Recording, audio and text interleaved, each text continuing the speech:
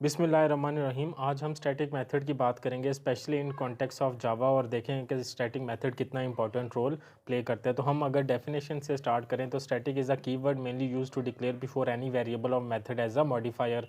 इसका मतलब है कि आप किसी भी वेरिएबल या मेथड को अगर स्टैटिक डिक्लेयर करते हैं तो वो डायरेक्टली क्लास के साथ रिलेट हो जाता है, और स्टैटिक मेंबर को आप एक्सेस कर सकते हैं किसी भी ऑब्जेक्ट के क्रिएट करने से पहले, before any object of its class are created. Object के बगैर आप उसे एक्सेस कर सकते हैं। जिस भी once main method declare has a static access without creating an object। आप मेन जैसे हम कहते हैं पब्लिक स्टैटिक void main, तो आप जो है तो उसको ऑब्जेक्ट के बगैर एक्सेस कर सकते हैं, और किसी भी वेरिएबल को अगर आप स्टैटिक डिक्लेयर करते हैं तो आप उसकी वैल्यू को चेंज नहीं कर सकते। तो स्टैटिक के इसके साथ साथ अगर आप किसी मेथड को या वेरिएबल को स्टैटिक डिक्लेयर करते हैं उसके लिए उसके ऊपर कुछ रिस्ट्रिक्शंस आ जाती हैं। वो कौन सी? कि static method can only call the static method, static method access only static data, and static can't refer to this and super keyword. कि स्टैटिक जो होगा मेथड होगा या वेरिएबल होगा वो आप उसे रेफर नहीं कर सकते दिस या सुपर कीवर्ड से। हम इसको एक कोड एग्जांपल के थ्रू समझते हैं। हमने एक क्लास जो है वो बेसिकली यहाँ पे बनाई है, उसके अंदर हमने एक स्टैटिक इंटीजर रखा है, int X is equal to 25।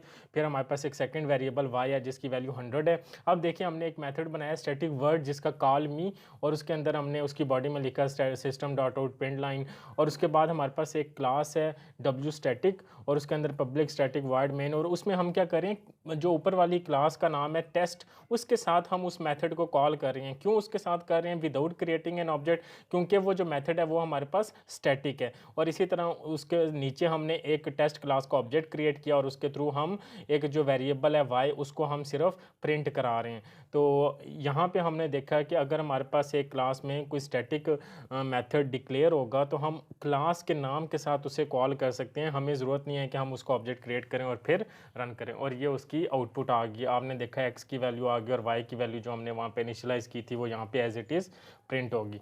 तो ये बेसिकली आज का जो हमारा एक लेक्चर था वो स्टैटिक मेथड के ऊपर था, कि स्टैटिक मेथड्स को बेसिकली आप जो है तो जिन भी वेरिएबल्स को आप स्टैटिक डिक्लेयर करते हैं आप उनकी वैल्यू चेंज नहीं कर सकते। अगर आपने किसी क्लास को स्टैटिक बनाया है, वेरिएबल को बनाया या मेथड को बनाया, तो वो डायरेक्टली क्लास के साथ रिलेट हो जाते हैं, फिर उनके ऑब्जेक्ट बनाने की आपको ज़रूरत नहीं होती। और इनकी जो भी अगर कोई होगा स्टैटिक मेथड होगा तो वो स्टैटिक मेथड्स को ही कॉल कर सकते हैं। तो आई होप आपको स्टैटिक कीवर्ड की अंडरस्टैंडिंग बेहतर हुई होगी। अगर आपको कोई भी इसमें क्वेश्चन है तो आप लोग पूछ सकते हैं। Thank you so much.